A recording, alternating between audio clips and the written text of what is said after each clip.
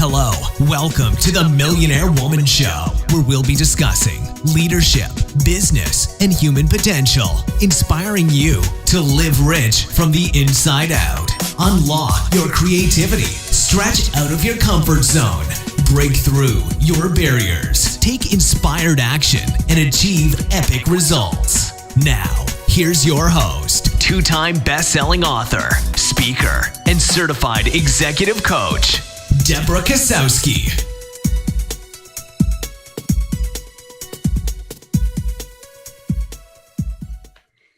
Hello, everyone, and welcome to the Millionaire Woman Show, where we talk about leadership, business, and human potential. And today, I am honored to have my dear friend and colleague, Dr. Ganz Ferrance, as our special guest today. He holds a PhD in counseling psychology and a master's in arts in developmental and educational psychology from Andrews University in Michigan. In addition, he is former public education coordinator, as well as former vice president of the Psychologists Association of Alberta. For over 25 years, he's been helping individuals, couples, families, and corporations reduce their stress, improve their relationships, and enjoy more success. Dr. Ganz is a favorite on media, and over the past 12 years has been interviewed by the Edmonton Journal, CBC Radio, 630 CHED, Good Morning Canada, CTV News, Psychology Today, Ebony Magazine, and many more media outlets. He's also been a regular and health and lifestyle panel expert on Alberta Prime Time for over 5 years. His deep belief in positive psychology helps you be your very best. Dr. Ganz presents his information in a straightforward, down-to-earth, no-nonsense way. Dr. Ganz prides himself on being a fellow work in progress and does not present anything he has not personally put in the blood, sweat, and tears into. And this approach has made him a sought-after public speaker with audiences in the United States and Canada, enjoying his fun, engaging, and life-changing presentations on beating stress and building superior relationships. And Dr. Ganz, I'm so excited, and thank you for joining us on the show today. Hey, Deb, thanks so much for having me. Well, I'm just going to pop in, and you learned something from a 90s star about dealing with difficult people. So what do you do when you're dealing with a difficult person who's freaking out when they're on your team, or they're your coworker, or in your business? Like, what do you do? Well, so the 90s action star I'm talking is Steven Seagal. So a lot of people have seen some movies, it's a guy with a ponytail, used to be in the ponytail in the 90s. His particular approach, his martial art, Aikido, and the whole idea of Aikido is that you absorb the opponent's energy, then you read it on purpose. So it doesn't matter how big they are, bigger they are, and the harder they come, the harder they fall, kind of thing. Aikido. And so when you're dealing with difficult people, there are of lessons we can learn from this approach of violent people. One of them is you need to validate first. So you need to absorb that. When we meet force with force or try to argue our way out of a difficult situation, what happens is that unconsciously we tend to dig in. We don't always know that we're doing it, but we tend to dig in and try to prove our point. So if your coworker or a friend or a spouse is having a hard time, and if you push against it, you say, well, no, it's not that bad, or, well, let me tell you how bad it is for me, or, no, calm down, right? They will not feel validated themselves, and then what they will do is they will continue to push their point, feel validated. So a simple approach is validate what they. That must be really, really hard for you. Tell me more about that. The interest, and allow them to express whatever it is that they at that time. Don't resist. Don't fight against it. Don't defend yourself. Just listen.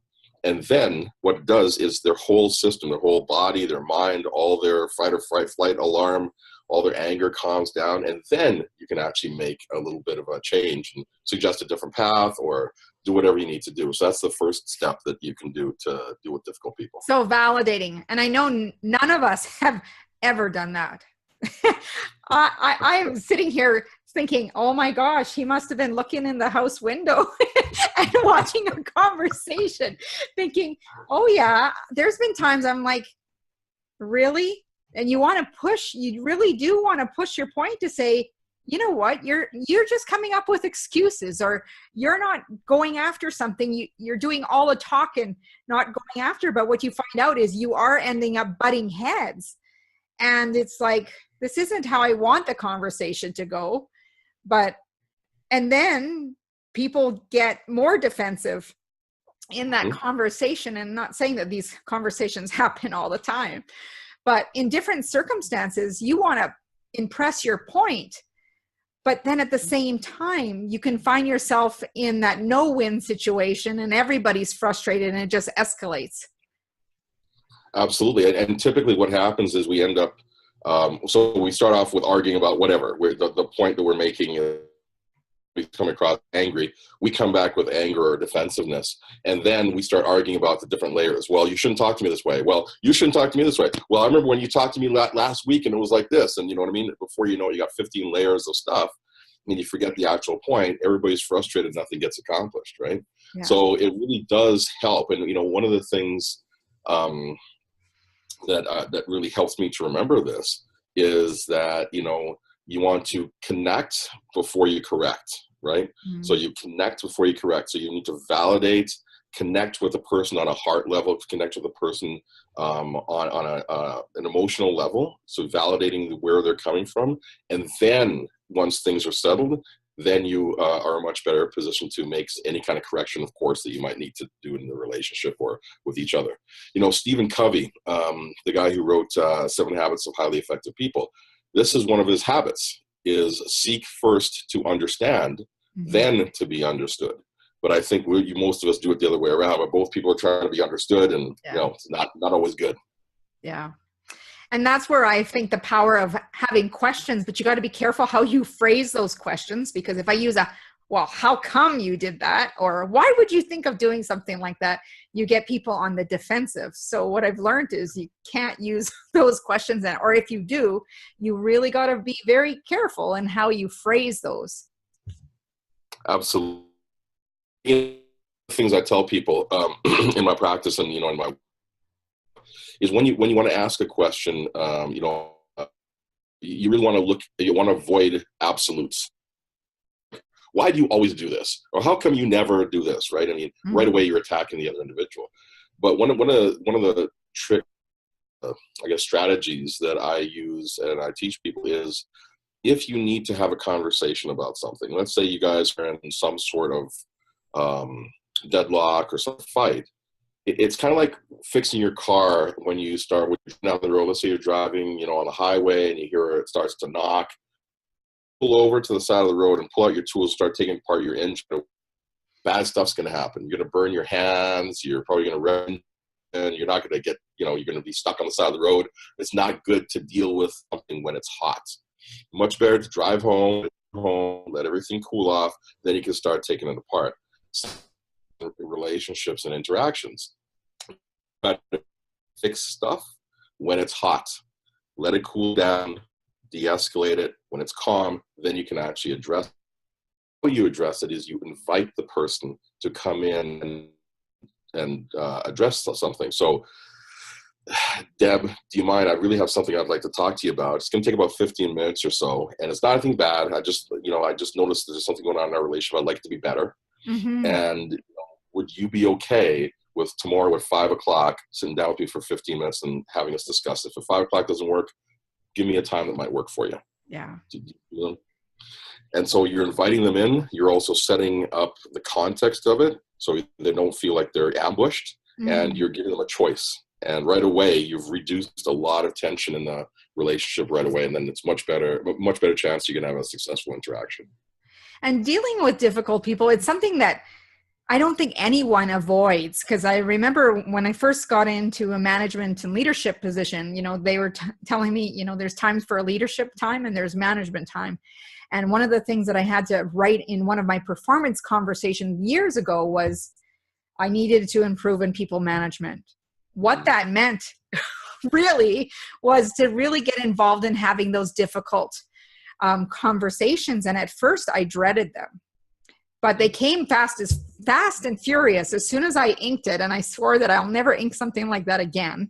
But it was the greatest learning opportunity. And I'm not fearful of those conversations, because they can happen in people's families. They happen in businesses with customers. They happen with vendors and suppliers. They happen in many situations through our lives. But it's really important to have the strategies, like you said, to really be able to validate and connect with people before we convince them that our way is the right way.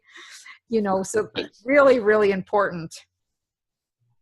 So what to do with the away game that helps you deal with difficult people? Okay, so again, going back to my buddy Steven Seagal. Okay, so one of the things he was always criticized for in his movies was he was pretty deadpan, right? He was pretty blank in the face, not a lot of facial expression and not a lot of tone. But that's actually a really good approach when you're dealing with difficult people, is to be very calm in yourself. You need to be calm in yourself before you go into a hot situation. A lot of times we go in hot. And so if we're hot and they're hot, it's much more difficult to have a good interaction with them, right? So one of the things you can do, like there's several things you can do away from the game, but one of them is like right before you're going to have a difficult conversation, or even if you are ambushed and it comes at you, the first thing you can do is actually stop and take a breath, right? So you breathe all the way down to your diaphragm if you can, feel your feet on the floor, take a moment before you respond. If you know you're going into a difficult situation, do that before you walk into the room or before you start the conversation with somebody. Take a few minutes, get yourself grounded, and then start to talk. If you're ambushed, take a moment in the middle. You don't have to answer right away. It's okay. And then you can do the validation and start that process. So that's one of the things that you can do to like right before the game, so to speak, that will help you be successful. And there are tons more. So I had read somewhere, maybe I was even in conversation with you, that when you take that breath, what it does is it interrupts the way your brain is thinking. And all of a sudden you have this extra oxygen flow. But not only that, it's like giving yourself a pause. Absolutely. If you really want to go a little further with that, you can even, if you can force yourself to yawn, that's even better. Because what that does actually relaxes all your body and really floods your brain with oxygen. And it really does interrupt that kind of fight or flight or anger type of vortex you might be in before you go into that difficult situation. So yeah, it does. It interrupts it and gives your brain the oxygen and gives you a much better chance of success. Yeah. So how do you say sane? Like some people, I think they have these, when you think of different professions, they have these conversations on a regular basis. And I'm just thinking of union representatives and different parts of organizations like labor relations and things like that. They have a lot of those. But even as an entrepreneur as well, how do you not take those difficult conversations when things aren't going right home with you? So there are things you can do before you get into that conversation, like away from the game at the beginning. And that is, look after yourself, make sure you're eating properly, make sure you have lots of rest, exercise regularly. This is the kind of stuff that keeps you healthy. The better, the more physically healthy you are, and the more emotionally healthy you are, the better you're going to be when the crisis is on. Then you're just yourself, you're more in crisis. So you want to make sure yourself is good and healthy and calm and well rested and well fed. After the situation, important to understand or recognize and acknowledge that it was a difficult situation and it did require that I had to expend more than usual. And so I need to take my time and re-enter my regular life in a different way. And so again, taking that breath, sitting in the chair, closing your eyes, or sitting in your car, feeling your butt in the seats, feeling your hands on the steering wheel, just some sort of conscious and deliberate break from what you were just doing helps you to reset. Something that I use a lot, I journal. I write in my journal like almost daily. And that really does help me to offload a lot of stuff that I might take on during the day or during the week. And then I'm able to take that out, and then I'm able to get more settled and be better with that. As a psychologist, I've got to plug my profession, right? So I also talk to a psychologist or a couple of psychologists, and I have for about 25, 27 years now.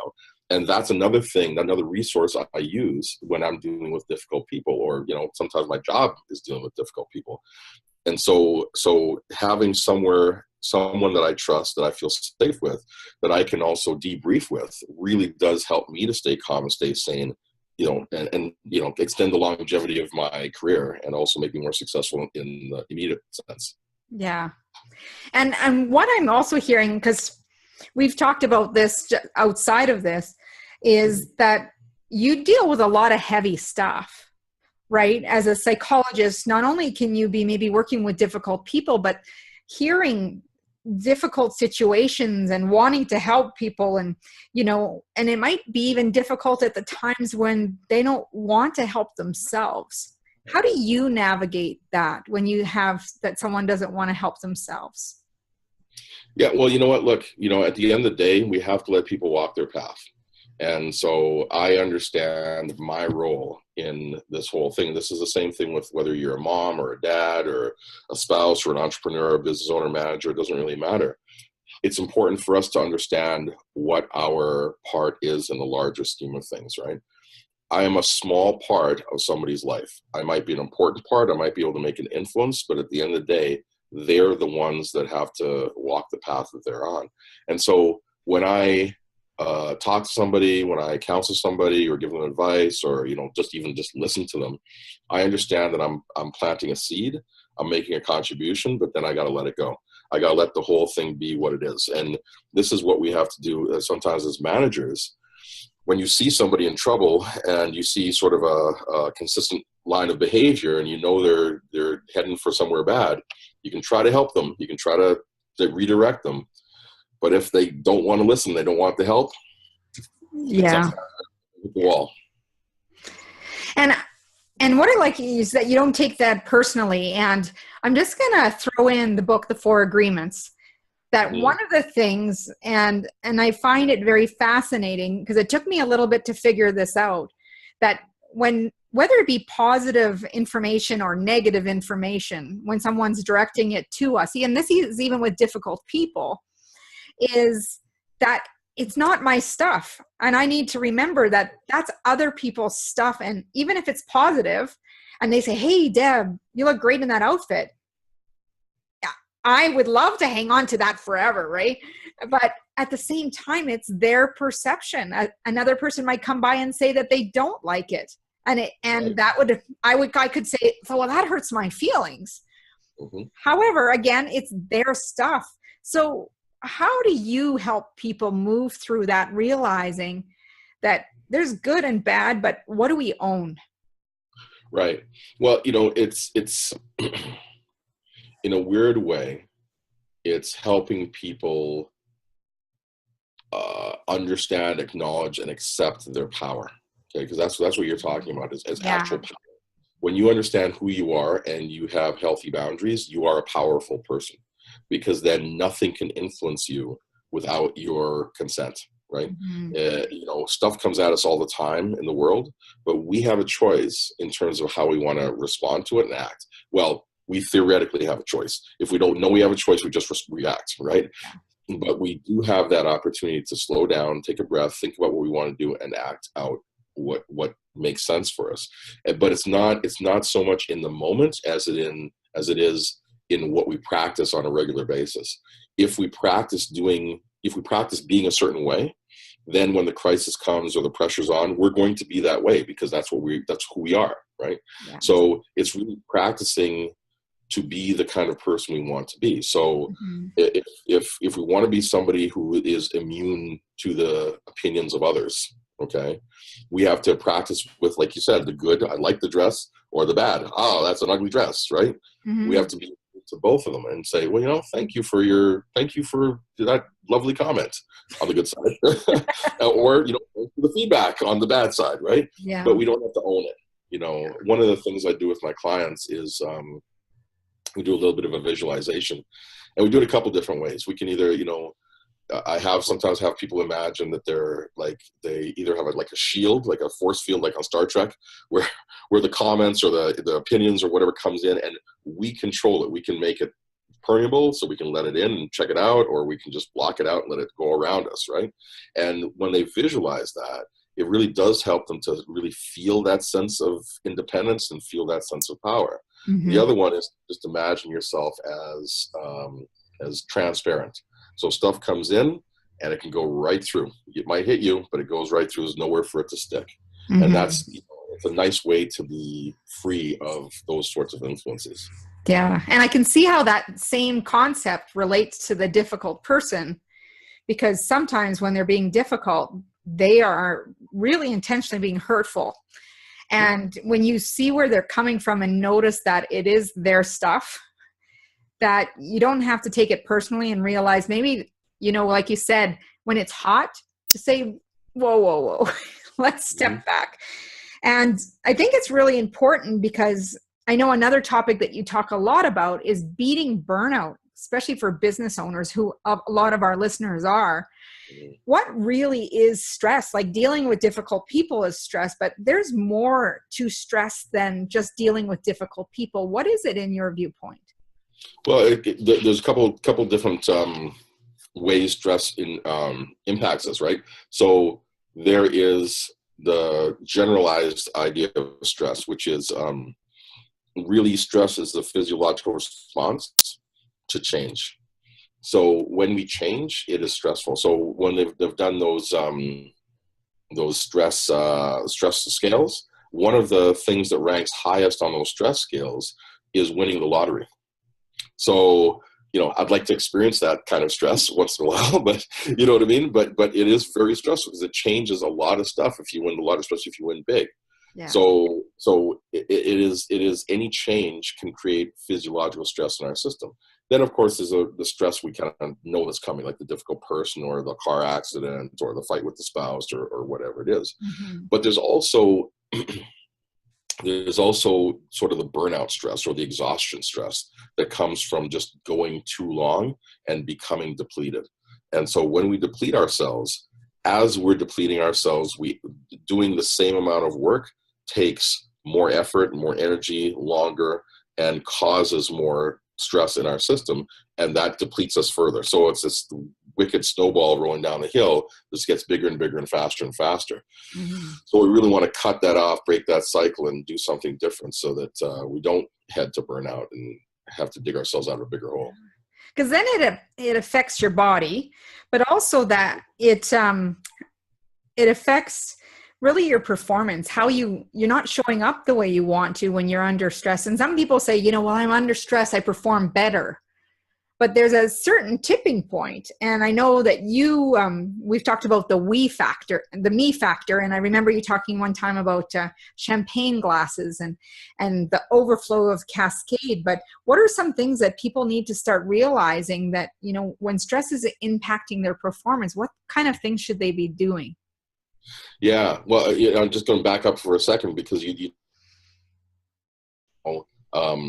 people think the more stress they have or the harder they try, the better their performance goes up, right? But it's actually not a straight line like that. It's actually a U like this. So to some extent, when they wake up, they start to do better. But once you hit a sweet point, there's a sweet spot on that curve where that's your optimal performance, and that is relaxed awareness is what that is, right? Or if you're an athlete or a musician, you call it the zone, where you're almost, you don't have to think about stuff just flows, right?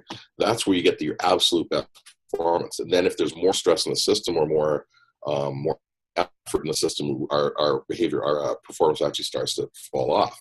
So it's important for us to recognize that so that we manage our stress both at the time and leading up to whatever it is we're going. I favor, honestly, and what I try to do is I favor looking after yourself, being prepared all the time. Now, that doesn't mean I'm looking around the corner all the time, wondering where the stress is coming from. What it means is I practice stillness. I practice calm. I practice being gentle and generous with myself, eating regularly. Like, one of the things I tell my clients is set your alarm on your phone, your countdown timer for 3 hours. Get up in the morning, eat something, hit go. When it goes off again, eat something else, hit go. You do that 4 or 5 times in a day, it stabilizes your blood sugar, stabilizes your hormones, and stabilizes your mood, and also stabilizes your brain functioning. Life becomes easier just by eating several times a day, just by making sure you got enough glucose in your system, right? Yeah. Sleeping regularly is important. Our culture tends to cheat ourselves. We cheat ourselves on sleep all the time. But, one study I saw, this was actually done by the American Automobile Association. They said if you miss 1 hour of sleep one night, your chances of being in an accident goes up almost doubles. Okay? Wow. Almost doubles. Yeah, by 1 hour, one night. If you miss 4 or 5 hours in one night, your chance of being in an accident goes up by 10 times. Okay? Mm-hmm. That's one night. The cumulative effect of that is pretty astounding. Yeah. But we undervalue sleep in our culture. Yeah. We take it for granted. And I think that's why you hear people like Arianna Huffington really pushing, because she had an experience where she just collapsed, right? Yeah. From having lack of sleep. And that sleep, we do take it for granted. And, I had never been a napper. And it wasn't until recently that every so often, it doesn't happen probably enough, that I allow myself to put my head down, but then I realize it was 3 hours later, and then I panic thinking I wasted all this time. I have so much to accomplish, but it was actually something I needed. Yeah. Well, it's funny that you said that, because that's exactly the reaction people have. Oh no, I got too much stuff to do. I can't, oh my goodness. Right. But the truth is, and many people, now I've heard the term, the law of diminishing return. And basically the law of diminishing returns says, as you stick with one thing for a long time, it gets less efficient as you go forward. But we think that we have all this stuff to accomplish, so I can't stop to rest or to sleep or to do any of these other things. So what we do is we keep going, we keep pushing, we get less efficient as we go, we get more tired, we make more mistakes, it costs us more energy to try to whereas if we do exactly what you did, I'm going to put my head down for a second, it's not to be 3 hours, right? And you get back up. Well, all of a sudden, you go back to the beginning of that whole cycle of the law of diminishing returns, and you become extra efficient. So even though you took time out of the system to stop and to rest or to sleep, the time you now have becomes way more efficient. And study, you actually get a lot more accomplished when breaks than if you push through all the way. Yeah. It's that sustainability. Mm-hmm. So yeah. Also, I know you are a big fan of playtime, and as business leaders and entrepreneurs and just leaders in the community, what do you mean by play? We have so much to do, but what does play do for us? Yeah. Well, again, play is that little break, but it's on steroids, right? So what play does is it gives that, typically when we're working, we're using sort of the left side of our brain, the logical side, the number side, the verbal side. And so we work a lot on that side of the brain.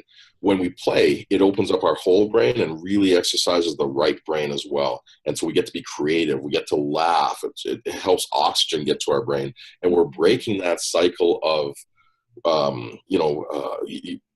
kind of locked mind, where you get locked into like almost tunnel vision around a problem or whatever it is.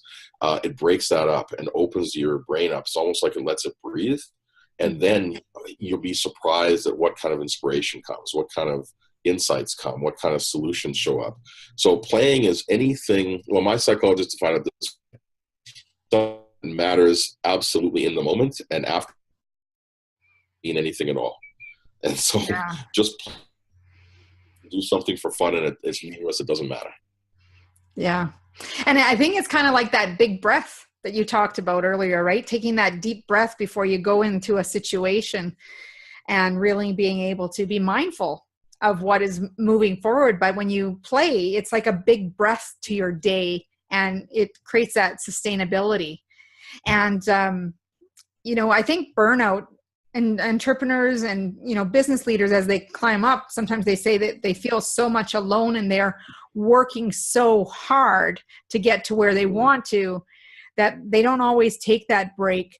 And I'm sure you probably see a lot of burnout coming, especially in today's age when people are worried about the economy, and entrepreneurs know that they can create their own economy, but they are burning the candle at both ends. And sometimes what they're sacrificing is their time with their families, time with just friends, and really eating healthy and exercising and enjoying all those things.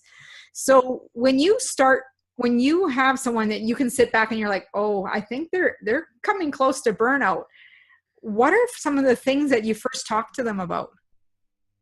Well, I really talk to them about, depending, because I may have to talk them off, because they might be really, really close to burnout. So first thing, talk about sleep. Sleep is number one. Eat, do exercise number 3, and mindset's number 4. Be in place. You need to get regular sleep. You need to eat regularly. Exercise at least 3 times a week, and then you really need to look at a positive mindset, because if you don't do those things, then you will physically break down, not just emotionally break down. You'll also, this is when you're dealing with heart attacks or other health, stroke, or different things like that, right? But once that's settled, they're safe. Then we talk about what is it that you're doing and why. So a lot of people, we want to build businesses or move up in our careers, or get an education or do different things. A lot of times, couples will want to build a dream house. But what happens is, if we forget that these endeavors, these goals that we have, are really a means to an end and not the end in themselves, then we'll sacrifice our well-being, our happiness, our health, the relationships we care about, just to get the job accomplished. I've seen couples build their dream house and then get divorced before they move into it, because Wow. they beat each other up in the process of building it. Do you know what I mean? Yeah. They got so task oriented that they forgot that it's really about the relationship. Or I've seen, typically men, but sometimes women too, but they'll hard in their career, and they'll not be around for their wives, their kids, and so they achieve all this stuff, or then they get divorced. They're always in trouble, so the money they made now has to go in college fund. It becomes a legal defense fund. You know what I mean? Because Yeah. around for their kids. So it's really figuring out what these are, and being mindful of that as you create the life you want to pursue your goals. So what you're really saying, that your success toolbox really has to come down to the very basic, very simple structures of making sure that you're eating enough, make sure that you're sleeping, and that you have that mindfulness and really that positive mindset and that exercise to really look after you in order to get to where you want to be. Well, to get to where you want to be, and then to get to enjoy it. Yes. Because sometimes you can get there, but the cost is too high, right? The cost is too, and so you get to sustain it, and you also get to enjoy it while you're there. Yeah. And I think we get so focused, and I can catch myself as well, focused on the end game, reaching that goal line, and just yes, you want to just celebrate victory, but also being mindful of why you're doing it. And I know you have always taught me, Deb, it's not about just the destination. Make sure you're enjoying the journey along the way. So I always have your words playing in my mind regularly to remember, there's something that you need to learn, something you need to enjoy, and make sure you're having fun in the process. We always do better when we have fun and we live life with passion, right? Yes, absolutely. Sound better than when we just put it. Yeah. And I really appreciate you talking about this, because I do know, this is everything you talk about is from personal experiences. Because you face stress regularly. you have a family that you care for and love, and we're not none of us are immune to having stresses in our lives. You know, I know you're a big basketball fan, and I know you like the martial arts, and so I know that you do all these things to help keep that balance. And I often look at you as a role model too by seeing you practice these things. Yeah, it is really important to have those other pieces. That not only do they help you stay balanced and your goals, but this is the juice of life, right? We're ourselves and have fun. If we're not doing that, then the other stuff. So how can people stay in touch with you? Get a glimpse of more about Dr. Ganz. I know you have some products, some other things on the go. Can you share some of that with us and how they can stay in touch with you? Sure. The best way to get in touch with me is through my website, and I just put together a new website a couple months ago. So it's drgans.com. So doctor spelled out DOCTOR, Ganz, GANZ or GANZ, depending on which country you're in, .com. And excuse me, on the website, you can see there's some of my media clips and audios. I also have different products talking, you know, you mentioned the me factor. I've got something on communication. Definitely have one on called Beating Burnout for Women. Works for men too, by the way. So the different things that you can, different resources that you can use, that you can get a hold of through the. Yeah. Thank you for coming on our show. You are such an amazing guest. Dealing with difficult people doesn't have to be hard. Keeping yourself away from burnout doesn't have to be hard. So we're really grateful for having you on our show. And I know many of the leaders, business owners, executives are going to really cherish the words that you have to say. Again, go to www.drgans.com to learn more about how you can have a piece of Ganz at home and help you keep your mindset in the right space. Thank you again, Dr. Ganz. And for those of you out there listening, thanks, Ganz. We would love to hear from you. Go over to iTunes, give us a 5-star high five, give us a review. Let us know how these nuggets like Dr. Ganz has shared with you. You can email me at Deborah@DeborahKazowski.com. I will be forwarding any of your comments to him so that he can know about the value that you get from listening to this podcast. It is so important that when we bring on these guests, we're bringing them for you. I'm always on the search for people who will best serve this community, to help you really truly grow and live rich from the inside out. Again, you can go over to my website at www.DeborahKazowski.com. Thank you for listening to the Millionaire Woman Show and watching us here on YouTube. And what I want you to remember, as Mahatma Gandhi said, be the change you wish to see in the world, and go out and make today great.